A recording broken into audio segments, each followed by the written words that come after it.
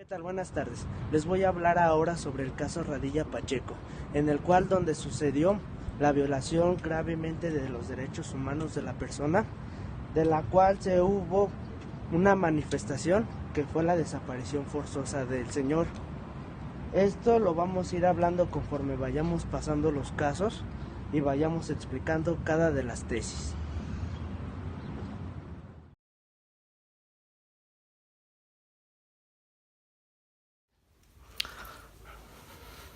De conformidad con lo previsto en el artículo 1 de la Constitución Política de los Estados Unidos Mexicanos, todas las autoridades del país, dentro del ámbito de sus competencias, se encuentran obligadas a velar no solo por los derechos humanos contenidos en la Constitución Federal, sino también por aquellos contenidos en los instrumentos internacionales celebrados por el Estado mexicano, adoptando la interpretación más favorable al derecho humano de que se trate, lo que se le conoce en la doctrina como principio pro persona.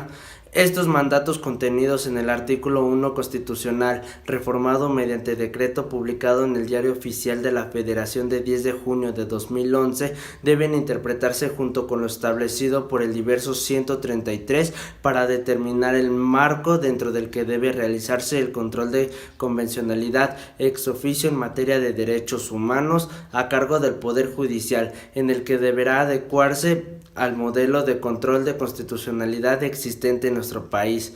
Es en la función jurisdiccional, como está indicado en la última parte del artículo 133, en relación con el artículo primero constitucional, en donde los jueces están obligados a preferir los derechos humanos contenidos en la Constitución y en los tratados internacionales, aun a pesar de las disposiciones en contrario que se encuentren en cualquier norma interior. ¿A qué se refiere el principio pro persona con el caso Radilla Pacheco?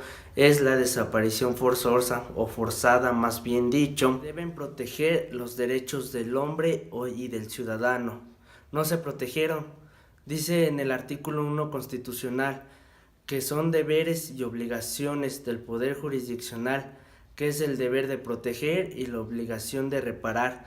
En este caso no pasó ninguna de las dos, ya que no se protegió al ciudadano y no se reparó la consecuencia del ciudadano.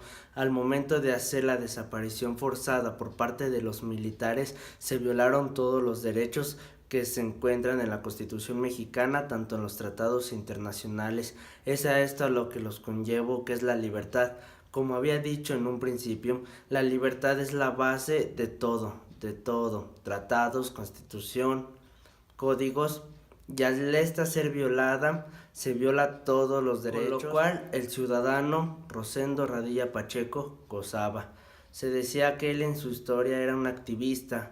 Conforme yo voy sabiendo en la historia para acá, los activistas no han sido buenas personas con el gobierno, o más bien el gobierno las toma como malas personas por sus acciones que han dado mucho que desear. Entonces es por eso que se decidió hacer el retén militar, que fueron 2 veces, en el segundo la desaparición forzada de este señor, y al momento de violar todos estos derechos, o más bien sus libertades, fue cuando entonces la Corte Interamericana decidió entrar y hacer demanda al Estado mexicano por todo esto que les acabo de mencionar. Y para concluir, el principio pro persona es que se defiendan nuestros intereses. Por ejemplo, en este caso, el mío. Mis intereses de la libertad le va a interesar lo que es a la Constitución y a la Corte Interamericana y otros más tratados que tenga el Estado mexicano.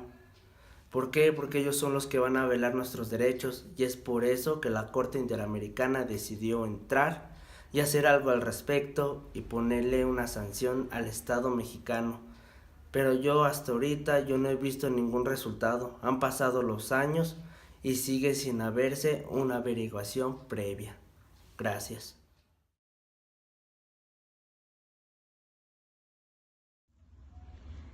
Derivado del cumplimiento que el Estado mexicano debe dar a la sentencia dictada por la Corte Interamericana de Derechos Humanos en el caso Rosendo Radilla contra el Estado mexicano, el Poder Judicial de la Federación debe ejercer un control de constitucionalidad y convencionalidad.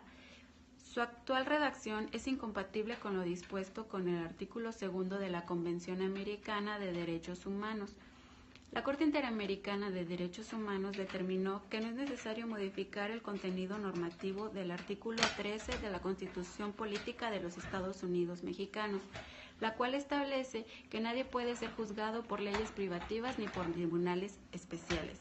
Ninguna persona o corporación puede tener fuero, entre otras cosas, pero sí señaló que su interpretación debe ser coherente con los principios convencionales y constitucionales de debido proceso y acceso a la justicia, contenidos en la propia Constitución en el artículo 8.1 de la citada Convención Americana. La interpretación de este precepto del Código de Justicia Militar debe ser en el sentido de que frente a situaciones que vulneren derechos humanos y civiles, bajo ninguna circunstancia puede operar la jurisdicción militar, porque cuando los tribunales militares conocen de actos constitutivos de violaciones a derechos humanos en contra de civiles, ejercen jurisdicción, no solamente respecto del imputado, el cual necesariamente debe ser una persona con estatus de militar en situación de actividad, sino también sobre la víctima civil, quien tiene derecho a participar en el proceso penal no solo por efectos de la respectiva reparación del daño, sino también para hacer efectivos sus derechos a la verdad y a la justicia.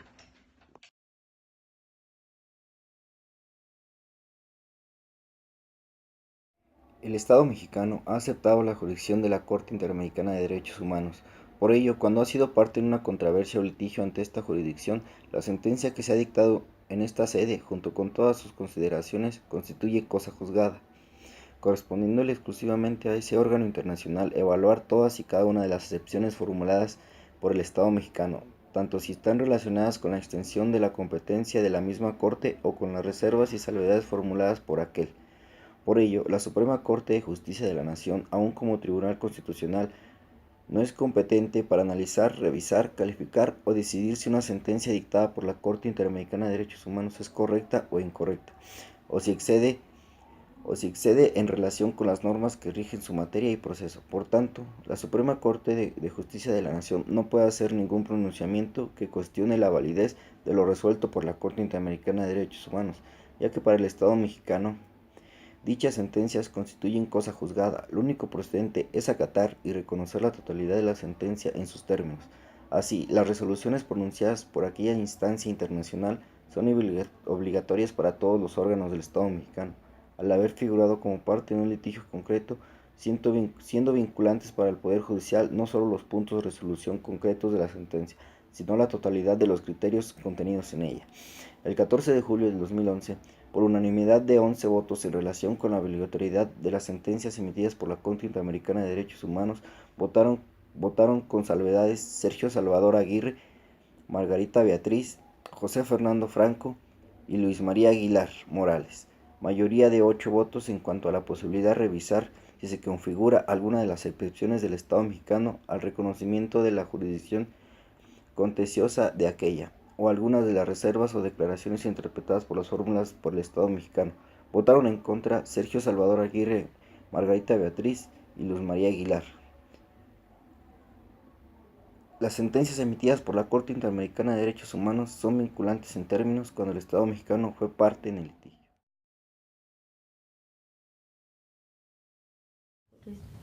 Competencia de la Corte Americana o obligatoriedad de la jurisprudencia interamericana.